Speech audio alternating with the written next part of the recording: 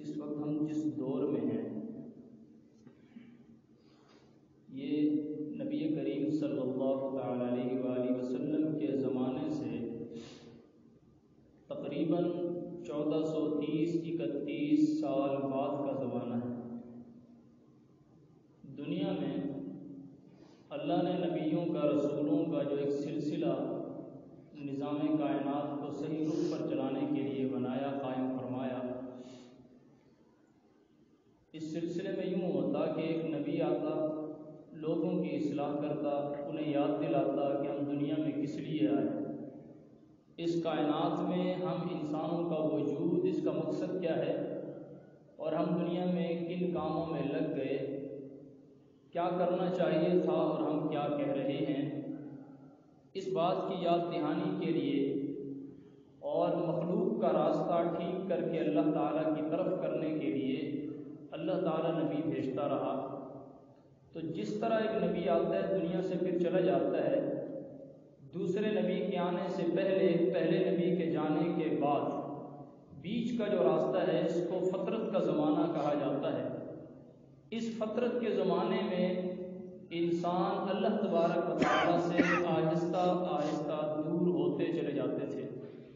ایک نبی آ جاتے، محنت فرماتے، نبی کا اپنا ایک نور ہوتا ہے، ان کی اپنی ایک روحانی روشنی ہوتی ہے جس سے لوگ سیراب ہوتے ہیں، دین کے راستے پہ لگتے ہیں، اللہ تعالیٰ کے قریب ہو جاتے ہیں، صحیح رخ اپنا کر لیتے ہیں۔ لیکن جیسے نبی محنت فرما کے دنیا سے چلے گئے تو قریب کا زمانہ کچھ بہتر، اس کے بعد زمانہ جتنا دور ہوتا چلا جاتا ہے، برائی پھیلتی جاتی ہے، اچھائی رخصت ہونا شروع ہو جاتی ہے۔ اس ترتیب سے جتنا بعد ایک نبی سے ہو جاتا ہے، اتنے ہی حالات امتوں کے بگڑتے چلے جاتے ہیں۔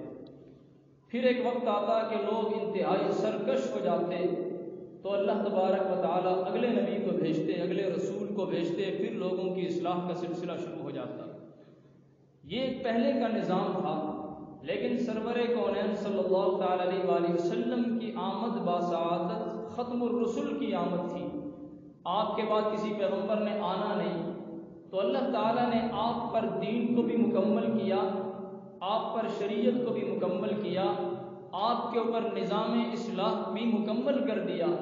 اب ساری کی ساری چیزیں، وہ ساری کی ساری یادداشتیں جن کے لیے اللہ نبیوں کو بھیجا کرتا تھا، اسی نبی کی شریعت میں اللہ تبارک و تعالیٰ نے رکھ دی، اور اس کے انتظامات بھی اللہ تعالیٰ نے فرما دیے ہیں کہ اب کسی پیغمبر نے آنا نہیں، حضور صلی اللہ علیہ وسلم کی رسالت اور نبوت آج بھی قائم ہے۔ آپ دنیا سے پردہ فرما گئے، 1 سال 10 20 50 سال نہیں ہوئے، 100 سال نہیں ہوئے، 1000 سال بھی نہیں، 1000 سے بھی اوپر تقریباً آپ کی ہجرت کو اس وقت 1442واں سال شروع ہو چکا ہے۔ ہجرت کے بعد بھی آپ تقریباً 10 سال تک دنیا میں موجود رہے ہیں۔ تو اس طرح 1430-31 سال کا اتنا بڑا بعد آج ہمیں اپنے نبی سے ہے۔ تو حضور کے قریب کا حضور کا جو اپنا زمانہ، وہ خیر القرون کا زمانہ تھا، اس زمانے میں برائی کا نام و نشان تک نہیں تھا۔ ہر طرف خیریں، ہر طرف برکتیں، ہر طرف انوارات، اللہ تبارک و تعالیٰ کی اطاعت، نبی کریم صلی اللہ علیہ وسلم کی اداؤں کو محفوظ کرنا، ایک ایک سنت پر عمل کرنا، لوگوں میں اسلامی معاشرہ، آپس میں محبتیں، آپس میں الفتیں، قرآن کریم کے ساتھ بے پناہ عشق اور محبت۔ ہر گھر سے تہجد کے وقت راتوں کو آوازیں آ رہی ہیں، کہیں قرآن کریم پڑھا جا رہا ہے، کہیں تسبیحات کا معمول جاری ہے، کہیں اوراد و وظائف کا دور چل رہا ہے۔ تو یہ مبارک ترین زمانہ تھا، کیونکہ حضور کی رسالت بھی قائم ہے، حضور خود بھی موجود ہیں، محنت بالکل تازہ ہے اور خیر القرون ہے۔ ایک ایک چیز پر اس وقت محنت تھی، دل صاف ہیں، ہاتھ صاف ہیں، آنکھیں صاف ہیں، کان صاف ہیں، لب صاف ہیں، زبانیں کھلتی ہیں تو محبت کے بول نکلتے ہیں۔ کسی طرف سے کوئی صدائیں سننے کو ملے تو قرآن کی تلاوت ہے۔ کہیں دیکھتے ہیں ابی بن کعب رضی اللہ تعالی عنہ قرآن کریم پڑھا رہے ہیں، کہیں حضور اکرم صلی اللہ علیہ وسلم تہجد کی نماز میں قرآن پڑھ رہے ہیں۔ تو برکتوں والا دور تھا، محبتوں والا دور تھا، ہر طرف اللہ تبارک و تعالیٰ کی طرف سے برسنے والے انوارات کی تجلیاں بکھری ہوئی نظر آیا کرتی تھی۔ تو وہ دور تھا، لیکن حضور فرماتے ہیں کہ یہ میرا دور ہے، سب سے بہترین دور ہے، اس دور کے بعد کچھ بدلے گا، اس کے بعد پھر حالات بدلیں گے، اگلی صدی میں کچھ بدل جائیں گے، اس کے بعد کچھ بدل جائیں گے، جتنا حضور سے دوری ہوتی چلی جائے گی حالات انتہائی بدلتے چلے جائیں گے۔ تو وہ دور تھا، اس کے بعد دور بعض صحابہ کرام سے منقول ہے کہ آپ صلی اللہ علیہ وسلم جس وقت دنیا سے رخصت ہوئے ہیں، حالانکہ زمانہ وہی ہے، لوگ وہی ہیں، لیکن کتابوں میں آتا ہے کہ صرف آپ کے دنیا سے رخصت ہونے کے بعد ہی، آپ کو دفن کیے جانے کے بعد ہی سے ہماری حالات کے اندر سے تبدیلیاں ہمیں محسوس ہونے لگی، حالانکہ مبارک ترین زمانہ ہے، خیر القرون قرنی ثم الذین یلونہم ثم الذین یلونہم، یعنی حضور سے جتنا بعد ہوگا اتنے حالات بگڑیں گے، اور حالات بگڑے 100 سال 200 سال 300 سال کے بعد کا نقشہ ہی الگ تھا۔ پھر ایک وقت آیا کہ مسلمانوں کا خون بہا رہے ہیں، ایک دوسرے کے خلاف سب آرا ہیں، مقابلے میں کھڑے ہیں، تو عرض کرنے کا مقصد یہ ہے جتنا دوری ہوتی چلی جائے گی اتنے حالات بدلتے چلے جائیں گے، اتنا ماحول بگڑتا چلا جائے گا۔ وہ زمانہ ایسا تھا کہ کسی قسم کی فکر کرنے کی ضرورت نہیں تھی، ٹوکنے والے بھی موجود تھے، سمجھانے والے بھی موجود تھے، گھر کا کوئی ایک فرد بھی اگر کسی غلط راستے کی طرف جانے لگتا تو گھر کے 4 افراد اس کو جکڑ لیا کرتے تھے، باپوں نے والدین نے درے لٹکا کے گھر میں رکھے ہوتے تھے، کسی کو جرت نہیں ہوتی تھی کوئی خلاف شرع کام کر لیتا۔ اس ماحول میں خطرات کم تھے اور شیطان مغلوب تھا، اس وقت ایمان غالب تھا، اسلام غالب تھا، مومن پکے تھے، مسلمان سچے بھی تھے، دل صاف تھے، ماحول بہترین تھے، مساجد آباد تھیں، بازار ویران پڑے ہوتے نظر آتے تھے۔ لیکن آج بہت کے بعد 14 صدیاں گزر چکی ہیں، اس وقت کے جو حالات ہیں وہ ہمارے سامنے ہیں۔ اس وقت کے حالات کے بارے میں حضور نے ایک چیز کی اطلاع دی، پیشن گوئیاں دی اور بتلا کے گئے کہ کس قسم کے حالات آئیں گے، کیسے لوگ پیدا ہوں گے، کس قسم کے رویے ہوں گے، کس قسم کا سلوک ہوگا، کیسے اعمال ہوں گے، کیسا سلوک کیا جائے گا ایک دوسرے کے ساتھ۔ اس دور میں امت مسلمہ کے لیے کسی نبی نے تو نہیں آنا، لیکن حضور صلی اللہ علیہ وسلم نے اپنی تعلیمات پوری کی پوری چھوڑی ہیں کہ اس دور میں تم لوگوں کی ذمہ داری کیا ہوگی، کہ آپ نے کرنا کیا ہے، کس کے پیچھے چلنا ہے اور کس سے بچنا ہے، کون سی چیزوں کو اپنانا ہے اور کون سی چیزوں کو چھوڑنا ہے، ان سے دور رہنا ہے۔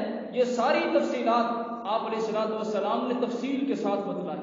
تو آج جو حدیث مبارکہ کا ایک حصہ میں نے آج کی اس مجلس میں آپ کے سامنے پڑھا، اس میں بھی حضور نے یہی فرمایا، صحابہ کرام بیٹھے ہیں تو چونکہ اتنا مبارک زمانہ تھا، گناہوں کا تصور تک نہیں تھا، تو حضور صلی اللہ علیہ وسلم نے فرمایا صحابہ کرام سے کہ اس وقت تم لوگوں کا، تم یعنی انسانوں کا کیا حال ہوگا جس وقت تمہارے نوجوان فساد کے اندر، فتنوں کے اندر مبتلا ہو جائیں گے، نوجوان فتنوں کے شکار ہو جائیں گے اور تمہاری عورتیں سرکش ہو جائیں گی، یعنی وہ بھی بغاوت کر بیٹھیں گی اور جوان بھی ہاتھوں سے نکل جائیں گے، یعنی فتنے پھیل جائیں گے۔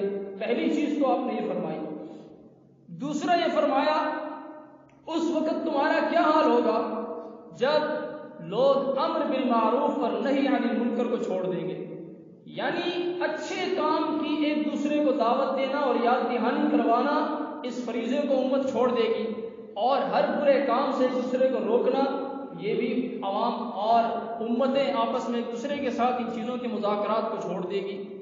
اور تیسری چیز جو خاص طور پر آج میں آپ حضرات کے سامنے رکھنا چاہتا ہوں، وہ آپ نے فرمائی کہ صحابہ کرام سے کہ اس وقت تم لوگوں کا کیا حال ہوگا، تم لوگوں کی کیسی حالت ہوگی جب لوگ برائی کو اچھا سمجھیں گے اور اچھائی کو برا مانیں گے، یعنی نیکی کو گناہ سمجھیں گے اور گناہ کو نیکی سمجھ کے کر رہے ہوں گے، اللہ کو راضی کرنے کے لیے ایسے اعمال کریں گے جو ذرائع ہیں ناراض کرنے کے، یعنی دین کی سمجھ کا جنازہ نکل جائے گا، جو کام کرنا ہے امت الٹ کام کرے گی۔ تو ہر سوال کے بعد صحابہ کرام نے آگے سے عرض کیا کیا حضور کیا ایسا بھی ہوگا، کیا ایسا بھی ہونا ہے؟ تو آپ صلی اللہ علیہ وسلم نے فرمایا صرف یہی نہیں، اس سے بھی سخت قسم کے حالات پیدا ہو جائیں گے۔ تو ایسے دور میں، اس قسم کے دور میں جو مسلمانوں کا فریضہ ہے وہ ایک ہی ہے کہ حضور تو دنیا سے پردہ فرما گئے ہیں، لیکن حضور قرآن پاک دے کر گئے، حضور قرآن کی تشریحات دے کر گئے، حضور احادیث کی صورت میں اس کے معنی اور مفہوم دے کر گئے. مسائل سارے کے سارے محفوظ ہیں. الیوم اکملت لکم دینکم واتممت علیکم نعمتی. آپ پر اللہ تبارک و تعالیٰ نے دین بھی کامل کر کے آپ کو دے دیا، قرآن مکمل آپ کے حوالے کیا. اس وقت جس انداز سے تھا اسی طرح اگلی صدیوں میں رہا. آج بھی ہمارے پاس یہ علمی معجزہ، حق اور سچ کی مشعل ہمارے پاس موجود ہے. قیامت تک اس نے موجود رہنا ہے. اللہ تبارک و تعالیٰ نے اس کی حفاظت کی ذمہ داری خود اپنے پاس رکھی ہے. تو نبی نہیں آئے گا، لیکن نبی کا پیغام کل بھی موجود تھا، نبی کا پیغام آج بھی موجود ہے، اور قیامت تک اس کا راستہ صاف شفاف ہمارے سامنے موجود ہے. اس لیے ٹال مٹول یا بہانے بنانے کا کوئی ذریعہ کسی کے پاس نہیں ہے کہ جس کا کوئی بہانہ خبر میں چل سکے یا آخرت میں اللہ کے سامنے چل سکے. اتنے فتنے تھے، ایسا تھا ویسا تھا، ایسا کچھ بھی نہیں ہے. ہمت کرنی چاہیے انسان کو، شریعت کے مطابق اپنے آپ کو ڈھال لے ایک دفعہ انسان، اس کے بعد اللہ تبارک و تعالیٰ ایمان کی حلاوت انسان کو محسوس کرواتا ہے.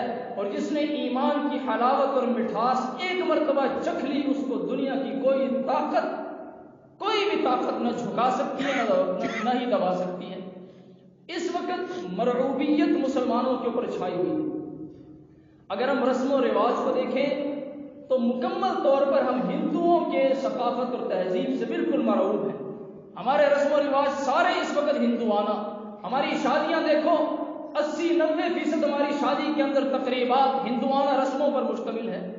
اور اگر ہماری تہذیب دیکھو، ہماری ثقافت دیکھو، ہماری وضاقتہ دیکھو، ہمارا حلیہ دیکھو، تو ایسا لگتا ہے کہ مجسمہ انگریز کا ہے لیکن اندر ایمان پڑا ہے. لیکن سامنے شکل و صورت اور حیبت مکمل سارا ہماری وضاقتہ، یہ ساری کی ساری یورپ جیسی اور مغربی تہذیب ہمارے اندر گھس چکی ہے. تو اس وقت یہ حالات ہیں، چونکہ فتنے ہیں. ان فتنوں کے دور میں اللہ تبارک و تعالیٰ نے آپ صلی اللہ علیہ وسلم کو سارے راستے دے دیے تھے، حضور نے سارے راستے بتا دیے ہیں. اس دور کے اندر ایک ہی فرقہ ہے، ایک ہی طبقہ ہے جو ناجی طبقہ ہے اور جس نے آخرت میں جنت میں جانا ہے.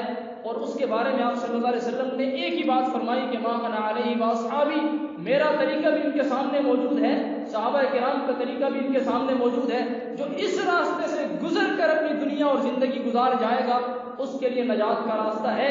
اور جو جہاں جس چنگل میں پھنس گیا اب وہ کہیں سے نکل نہیں پائے گا، اس کے لیے پھر دنیا بھی انتہائی ہولناک بن جائے گی اور آخرت بھی اللہ تبارک و تعالیٰ اس کی برباد کر دے گا.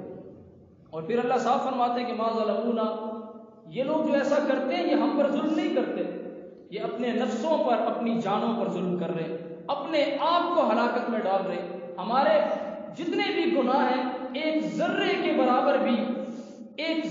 برابر بھی اس گناہ سے نہ اللہ تعالیٰ کا کوئی نقصان ہوتا ہے، نہ اللہ کے نظام کا کوئی نقصان ہوتا ہے. وہ ذات بے نیاز ہے، اسے کسی چیز کی ضرورت نہیں، کسی چیز کی پرواہ نہیں. اگر ہمیں اعمال کی ضرورت ہے تو ہم خود کو ہے، اور نیکیوں کی طرف جانے کی ضرورت ہے تو ہمیں اپنے آپ کو ہے، اور گناہوں سے بچنے کی ضرورت ہے تو وہ بھی ہماری اپنی ہی ذات کو ہے. تو بہرحال اسی لیے تجدید کرتے رہنا چاہیے. کسی پیغمبر نے نہیں آنا، کسی نبی نے نہیں آنا. اپنے حالات کے اوپر انسان خود جاسوس بن کے بیٹھے، صبح سے لے کر شام تک نگرانی کرے، ہفتے میں ایک مرتبہ تنہائیوں کے اندر اپنے حالات کا جائزہ لیتا رہے، اپنے مال کا جائزہ لے، اپنے گھرانے کا جائزہ لے، اپنی ذات کا جائزہ لے. انسان کے اپنے 6 فٹ کے وجود کے اندر اللہ نے جو ایک جہان بنایا، اس جہان پر غور کر کے اللہ تبارک و تعالیٰ کی نعمتوں کو یاد کر کے اس کی شکر گزاری پر اپنے ضمیر کو ابھارتا رہے، اپنے آپ کو ابھارتا رہے. یہ ہر شخص کی اب خود اپنے آپ ذمہ داری ہے کہ قرآن سے تعلق جوڑ کے رکھیں. احادیث مبارکہ سے جو تعلیمات ہمارے پاس آتی ہیں ان کا تقاضا سامنے رکھنا چاہیے. اس وقت کا المیہ، بہت بڑا المیہ یہ ہے، جب بھی کوئی معاملہ ہوتا ہے، کوئی تقریب کا معاملہ ہے، کوئی شادی کا معاملہ ہے، کوئی خوشی کا معاملہ ہے، کوئی غمی کا معاملہ ہے، یا ویسے عام حالات ہیں انسان کے گھر میں، تو انسان چاہتا ہے کہ مجھ سے میرا چچا بھی راضی ہو جائے، میرا ماموں بھی راضی ہو جائے، فلاں شخص کو بھی میں راضی کر لوں، فلاں بھی خوش ہو جائے، میری حرکتوں سے فلاں بھی خوش ہو جائے، میری اولاد بھی مجھ سے راضی خوش ہو، میرے والدین بھی مجھ سے راضی خوش ہو جائیں. لیکن صرف ایک ذات ہے جس کو راضی کرنا بھول جاتا ہے، اور وہ ذات اللہ تعالیٰ کی. کبھی یہ ہم سوچنے کی کوشش ہی نہیں کرتے کہ کون سی میری حرکت سے اللہ تبارک و تعالیٰ ناراض ہو رہا ہے. اور کون سے میرے عمل سے اللہ تبارک و تعالیٰ خوش ہو رہا ہے. اس وقت کا سب سے بڑا المیہ یہ ہے. سب کو راضی کرنے کے پیچھے ہم لگے ہیں ایک اللہ کو چھوڑ کر، لیکن انسانوں کی فطرت یہ ہے کہ کوئی ایک شخص بھی ایسا نہیں اس کائنات میں جس کے اوپر ساری دنیا راضی ہوئی ہے. اگر اس کائنات کے اندر کوئی انتہائی کامل ترین، اکمل ترین، با کمال، با حیا، با سخا شخصیت آئی ہے تو سب سے زیادہ وہ شخصیت نبی کریم صلی اللہ علیہ وسلم کی ہے. لیکن اس شخصیت میں بھی ساری کائنات راضی نہیں ہوئی. دیکھو جا کے پوچھو ابو جہل سے، ابو جہل کو ان سے نفرت تھی، ابو لہب کو ان پر اعتراض تھا، عتبہ شیبہ کو ان پر اعتراض تھا. تو جب ان سے دنیا راضی نہ ہو سکی تو پھر کائنات میں کوئی ایسا شخص نہیں، کوئی ایسا آدمی نہیں، کوئی ایسا انسان نہیں جو ساری کائنات والوں کو راضی کر سکے. کیونکہ اس کائنات پوری کی پوری نے راضی نہیں ہونا. انسان دنیا میں لوگوں کو راضی کرنے نہیں آیا، یہاں انسان آیا اللہ تبارک و تعالیٰ کو راضی کرنے کے لیے، اس کے نبیوں کو راضی کرنے کے لیے. تو اسی لیے عقل مندی کا تقاضا یہ، ساری دنیا روٹھ جاتی ہے، روٹھ جائے گھاٹا نہیں ہے. ایک اللہ تبارک و تعالیٰ راضی ہو جائے تو ساری کائنات کو اللہ انسان کے پیچھے لگا دیتا ہے، پھر سب اس کے پیچھے بھاگتے ہیں. لیکن اگر اللہ ہی ناراض ہو جائے تو پھر یہ خود ساری زندگی لوگوں کے پیچھے بھاگے گا، مال کے پیچھے بھاگے گا، جائیداد کے پیچھے بھاگے گا. نہ جائیداد پوری پڑے گی، نہ مال پورا پڑے گا، نہ دنیا والے راضی ہوں گے اور نہ خوش ہوں گے. یہ فلسفہ ہے، عام سی بات ہے. اللہ والوں نے اس پر مختلف مثالوں کے ذریعے سے یہ بات سمجھائی. بعض اللہ والے کہتے ہیں کہ دنیا کی مثال کتے کی طرح ہے. کتے کے پیچھے بھاگنے لگ جاؤ اس کو پکڑنے کے لیے تو سارا دن انسان بھاگتے بھاگتے تھک جائے، کتا اس کے ہاتھ میں نہیں آئے گا اور آگے بھاگے گا. دنیا کے پیچھے بھی جو شخص بھاگتا ہے ساری زندگی بھاگتے بھاگتے قبر میں دفن ہو جاتا ہے، دنیا اس کے ہاتھ میں نہیں آتی. لیکن اگر کتے سے ڈر کے بچ بچا کے انسان دوسری طرف بھاگے تو وہی کتا اس کے پیچھے بھاگنے لگ جاتا ہے. دنیا سے بھی جو شخص اپنے دامن کو چھوڑا کر بچا کر ایک اللہ تبارک و تعالیٰ کی طرف دوڑ لگا دیتا ہے، دین کی طرف دوڑ لگاتا ہے، قرآن کی طرف دوڑ لگاتا ہے، تو یہ دنیا اس کتے کی طرح اس کے پیچھے بھاگتی ہے، لیکن یہ شخص قبول کرنے کے لیے تیار نہیں ہوتا. آج دیکھ لیا جائے جو شخص جتنا اللہ والا ہے، اللہ تبارک و تعالیٰ کی یاد میں ہر وقت مست و مگن ہے، اس شخص کے پیچھے ساری دنیا بھاگتی ہے. وقت لینے کے لیے اس کے پیچھے بھاگ رہے ہوتے ہیں اور 4 منٹ اس کی طرف سے اگر مل جاتے ہیں کسی کو تو اپنے لیے خوش قسمتی سمجھتا ہے. عام سی بات ہے اور مشاہدات ہیں. لیکن اس وقت ضرورت اسی بات کی ہے کہ ہم اپنا رخ ہمارا اس وقت کس طرف ہے. 14 صدیاں نبی علیہ الصلوۃ والسلام کو گزر چکی ہیں. نبی صلی اللہ علیہ وسلم کے دور سے کافی بعد ہے، ہم کافی بعد میں ہیں. یقیناً سستی آ جاتی ہے، کاہلی انسان کے اندر سرایت کر جاتی ہے، لیکن اس سستی کو دور کرنے کے لیے اللہ والوں کے ساتھ کچھ تعلق بھی ہونا چاہیے. دین کی مجلسوں کے اندر، محفلوں کے اندر کچھ بیٹھنا بھی چاہیے، قرآن کریم کے کچھ درس بھی سننا چاہیے، کچھ باتیں بھی ہمارے سامنے آتی رہنی چاہیے تاکہ ہماری کیپیسٹی میں کچھ نہ کچھ تو ایسی چیزیں پیدا ہوتی رہیں جو ہمیں عمل کی طرف ابھارتی رہیں. اگر ہمارے اندر کہیں کوئی انجماد، کوئی جمود کی کیفیت آنے لگ جاتی ہے، ہم ٹھنڈے پڑ جاتے ہیں، تو وہ ایمان کی حرارت قرآن کریم کو سننے کے ذریعے، احادیث رسول کو سننے کے ذریعے ہماری ایمان کی حرارت دوبارہ تازہ ہو جائے اور ہم اعمال کے اوپر لگ جائیں. اور اس چیز کی ضرورت ہے، یہ ہمارا آخرت کا بہت بڑا سرمایہ ہے. اور اس وقت ایک اور بہت بڑا فتنہ یہ ہے کہ انسان دیکھتا ہے کہ اکثر لوگ کس طرف جا رہے ہیں. ایک گھر ہے، ایک گھر میں 10 افراد رہتے ہیں تو 9 لوگوں کا راستہ بالکل نافرمانی والا ہے. کوئی ایک شخص ایسا ہوتا ہے جو دین کی طرف مائل ہوتا ہے، اور ان 9 آدمیوں کا، مرد ہوں یا خواتین ہوں، ان کا پورا زور اس ایک کے خلاف ہوتا ہے. اور یہ ایک آدمی بڑی مشکل سے دین کے اوپر عمل کرتا ہے. اس کی حوصلہ افزائی نہیں ہوتی، اس کی حوصلہ شکنی کی جاتی ہے. اور یہ فتنوں کا زمانہ ہے، یہاں ایسا ہونا ہے کیونکہ شیطان نے اس دور میں بری چیز کو اچھا کر کے لوگوں کے سامنے رکھ دیا ہے، اور اچھی چیز بری نظر آتی ہے، صحیح کام غلط نظر آتا ہے، غلط کام ٹھیک نظر آتا ہے. تو یہ اس وقت کی صورتحال ہے. تو انسان کے ذہن میں یہ باتیں آتی ہیں. بعض اوقات ہوتا بھی ایسا کہ ایک آدمی اچھا خاصا دین پر چلتے چلتے جب اکثریت کو دیکھتا ہے کہ دیکھو میں نمازیں پڑھتا ہوں، میں فجر میں اٹھتا ہوں اور ٹھنڈے پانی سے وضو کرنا پڑتا ہے، نرم و گرم بستر کو چھوڑ کر کے مسجد کی طرف آنا پڑتا ہے، لیکن دیکھو فلاں بھی سو رہا ہے، فلاں بھی سو رہا ہے، بستی کے اکثر لوگ گھروں میں نیند کے مزے لے رہے ہیں اور ہم 4-5 آدمی اکٹھے ہو کے مسجد کی طرف چلے جاتے ہیں. تو یہ 4-5 کم ہوتے ہیں، نمازی ہر دور میں کم ہوتے ہیں، بے نمازی زیادہ ہوتے ہیں. سچ بولنے والے کم ہیں، جھوٹ بولنے والے زیادہ ہیں۔ اللہ نے قرآن کریم کے اندر کئی جگہوں پہ فرمایا کہ اکثرہم لفاسقون، اکثرکم لفاسقون، تم میں سے اکثر ایسے جو گناہ گار ہیں، کم ایسے ہیں جو دیندار ہیں۔ ہر دور کے اندر یہ ہوتا ہے، ہر نبی کی امت کا تذکرہ اگر پڑھا جائے تو پتہ چلتا ہے کہ نبی کے ساتھ دینے والے بہت کم ہیں، لیکن نبی کی مخالفت میں کھڑے ہونے والے تعداد میں ہر دور میں زیادہ ہے۔ اسی لیے بعض علماء نے لکھا کہ مشرکین مکہ نے ایک موقع پر حضور صلی اللہ تعالی علیہ وسلم کے سامنے ایک تجویز رکھی کہ ہم روزانہ آپس میں لڑتے ہیں، ایک تجویز ہے، ہم مردم شماری کروا لیتے ہیں، گنتی کروا لیتے ہیں کہ آپ کا ساتھ دینے والے کتنے ہیں اور ہمارے ساتھ کتنے ہیں، تو جس کی تعداد زیادہ ہے اس کے حق میں فیصلہ کر دیتے ہیں۔ تو اللہ تبارک و تعالی نے نبی علیہ الصلوۃ والسلام کو خود فرمایا کہ ان تطع اکثر من فی الارض یضلوک عن سبیل اللہ، کہ اے نبی اگر آپ بھی دنیا میں اکثریت کے پیچھے چلے گئے، اکثر لوگ جو کچھ کر رہے ہیں آپ بھی ان کا دیکھا دیکھی اگر کرنے لگ جائیں بالفرض، حالانکہ حضور ایسا کر نہیں سکتے، سوال ہی پیدا نہیں ہوتا، لیکن اللہ نے اپنے حبیب کو بتلایا ہمیں سمجھانے کے لیے کہ اگر آپ اکثریت کے پیچھے لگ جائیں گے تو یضلوک عن سبیل اللہ، یہ اکثریت آپ کو اللہ تبارک و تعالیٰ کے راستے سے گمراہ کر دے گی۔ تو اکثریت کے پیچھے اگر ہم جائیں، اس طرف اگر ہم اپنا رخ رکھیں گے تو کبھی بھی ہم دین کے اوپر نہیں آ سکتے، کیونکہ اگر مسلمان اور کافروں کا تناسب دیکھا جائے تو اس وقت پوری دنیا میں مسلمان کم ہیں اور کافر سارے اگر گنتی کی جائے تو وہ زیادہ ہے۔ پھر مسلمانوں کے اندر دیکھا جائے بے نمازیوں کی تعداد بہت زیادہ، لیکن نماز پڑھنے والوں کی تعداد بہت کم ہے، جھوٹ بولنے والوں کی اکثریت ہے لیکن سچ بولنے والے بہت کم تعداد میں ہیں، وعدہ خلافی کرنے والوں کے انبار لگے ہیں لیکن وعدہ پورا کرنے والے بہت کم آپ کو ملیں گے۔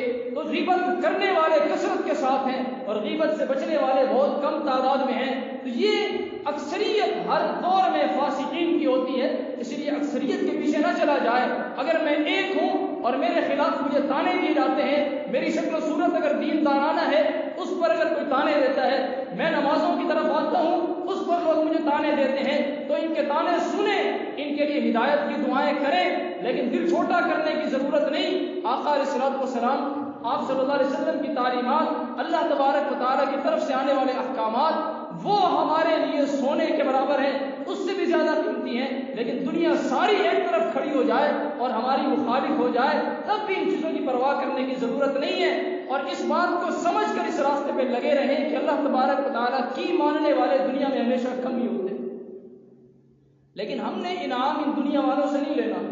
یہ راضی ہوتے ہیں تو بہت اچھی بات ہے، نہیں ہوتے تو کوئی مسئلہ نہیں، البتہ ہم نصیحت کرتے رہیں، اپنے آپ کو ٹھیک کرتے رہیں اور لوگوں کو نصیحت کرتے رہیں، اپنے آپ پر محنت کرتے رہیں، گھر والوں کو نصیحت کرتے رہیں، بچوں کو ٹھیک راستہ دکھاتے رہیں، دوست احباب میں جہاں بیٹھے ہم انہیں بھی اس قسم کی باتیں بتلاتے رہیں جو ہم اپنے لیے پسند کرتے ہیں، کیونکہ آپ فرماتے ہیں کہ کوئی بھی شخص اس وقت تک کامل مومن نہیں ہو سکتا حتی یحب لأخیہ ما یحب لنفسہ، کہ جو کچھ وہ اپنی ذات کے لیے پسند کرتا ہے وہی عمل وہی کام اپنے دوسرے بھائی مسلمان بھائی کے لیے بھی پسند کرنے لگ جائے، اس وقت وہ پکا مومن ہوتا ہے۔ اگر یہ طبیعت نہیں ہے تو اس کے ایمان کے اندر کہیں نہ کہیں نقص اور کمی۔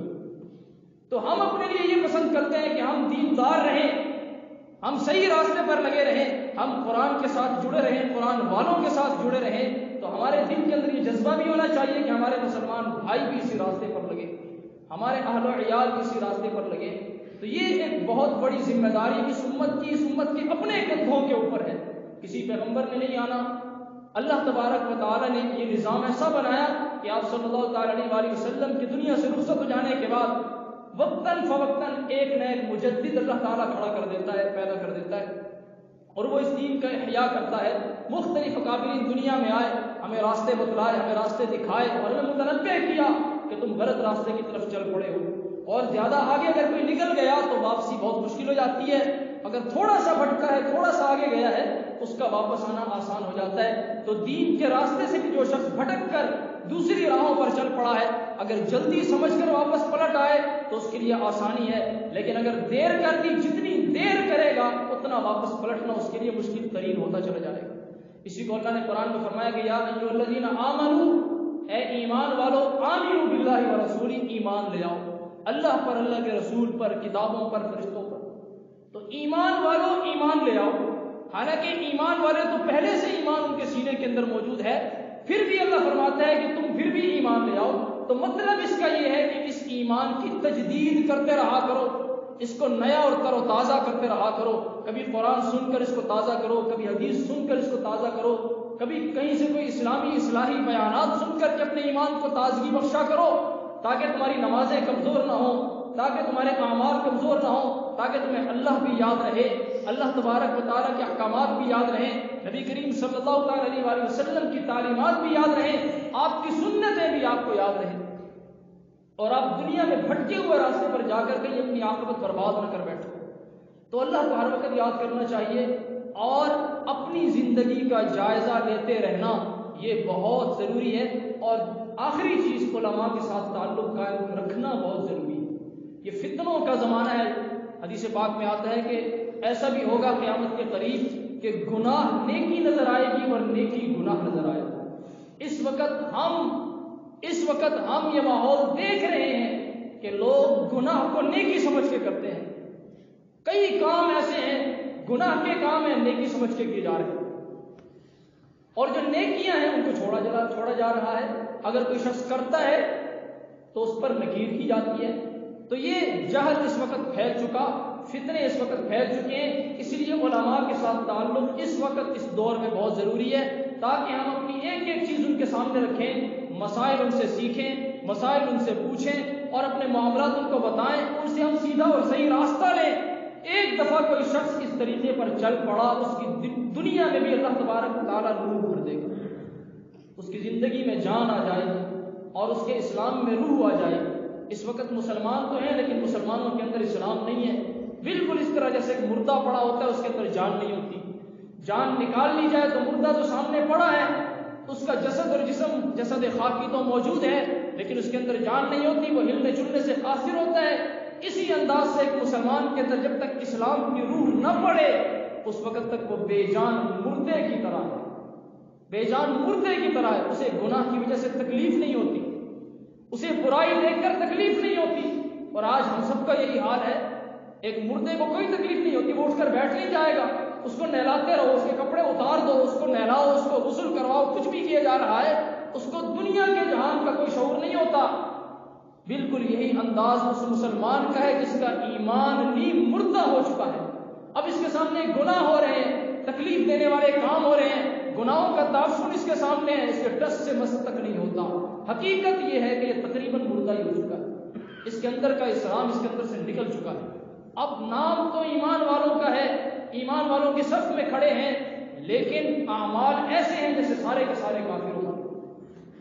تو یہ اس بات پر سوچنے کی اور نظر ثانی کرنے کی ہر وقت ضرورت ہوتی ہے. ہمارے استاد محترم حضرت شیخ زکریا دامت برکاتہ العالی ہمیں فرمایا کرتے تھے کہ ہفتے میں کوئی ایک ایسا وقت، ہفتے میں سارا ہفتہ تم دنیا کو دو، فرائض ادا کرو اور برائیوں سے اپنے آپ کو بچاؤ، گناہوں سے اپنے آپ کو بچاؤ. اس کے بعد ہفتے میں ایک دن کا کوئی ایک لمحہ، ایک گھنٹہ یا آدھا گھنٹہ ایک نکالو، تعین کرو اس کا. مثال کے طور پر جمعرات کا دن ہے، جمعرات کی مغرب سے عشاء، یا جمعرات کے دن عشاء کے بعد، یا کوئی اور دن سہولت کے ساتھ جو متعین کیا جا سکتا ہو، کوئی ایک دن ایسا متعین کیا جائے اس دن میں ایک وقت ہو، آدھا گھنٹہ یا 15 منٹ یا 20 منٹ یا ایک گھنٹہ، جتنی اللہ توفیق دیتا ہے، وہ وقت نکال کے آنکھیں بند کر کے دل کو اللہ کی طرف متوجہ کر کے اس سے باتیں کرنا شروع کرو. جب اللہ سے باتیں تنہائی کے اندر شروع ہوں گی تو پھر گناہوں کا احساس ہوگا، دل پہ ضرب پڑے گی، اللہ تبارک و تعالیٰ کی یاد دل میں تازہ ہو جائے گی، اس دل کے اندر سے گندگی آہستہ آہستہ باہر نکلے گی اور اس کے اندر روحانیت اللہ تبارک و تعالیٰ بھرتا چلا جائے گا. چونکہ دل پر زنگ ہے، چونکہ دلوں پر زنگ آ چکا ہے، اب دلوں پر زنگ آنے کی وجہ سے دل اس طرف مائل نہیں ہوتا. جب زنگ اترے گا، جب اللہ کے سامنے آنکھوں سے نکلے ہوئے آنسوؤں کے ذریعے سے یہ دل دھل کر پاک ہو جائے گا، اس کے اوپر سے زنگ ہٹ جائے گا، پھر اس کی ایک ایک دھڑکن کے اوپر اللہ تبارک و تعالیٰ کا نام اور اس کی یاد تازہ ہو جائے گی. اور جب اس کی یاد تازہ ہو جائے تو پھر گناہ کا راستہ ہر وقت مشکل ہو جاتا ہے اور نیکی کا راستہ انسان کے لیے آسان ہو جاتا ہے.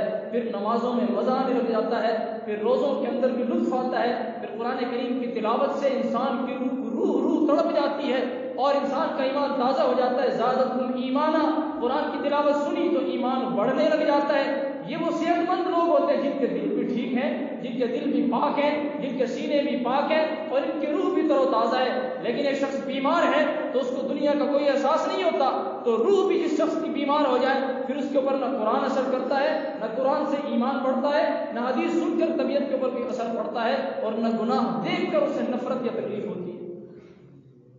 تو اگر یہ سارا ہمارا نظام ٹھیک ہو گیا آہستہ آہستہ, تو پھر قرآن سنیں گے ایمان بڑھ جائے گا, تو پھر نمازوں کے اندر لطف دوبالا ہو جائے گا.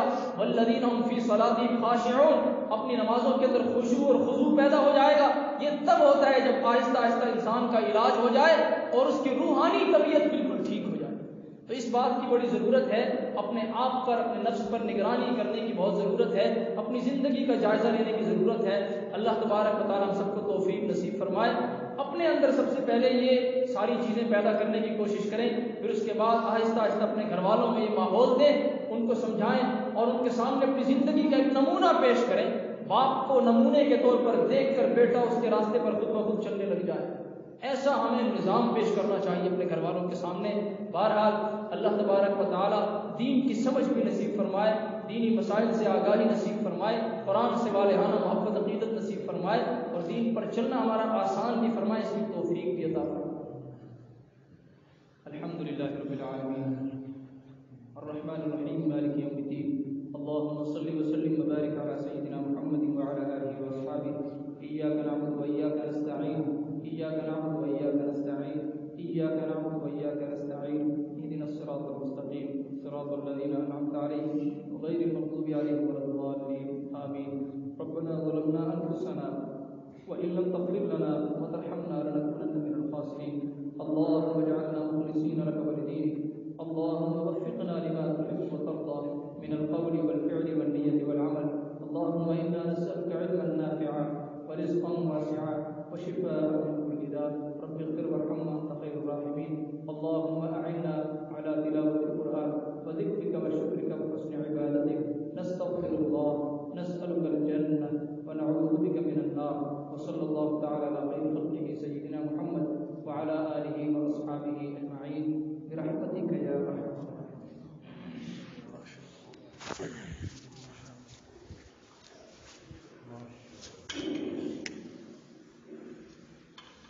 کیا ایشو ہے؟ میں مجھے نہیں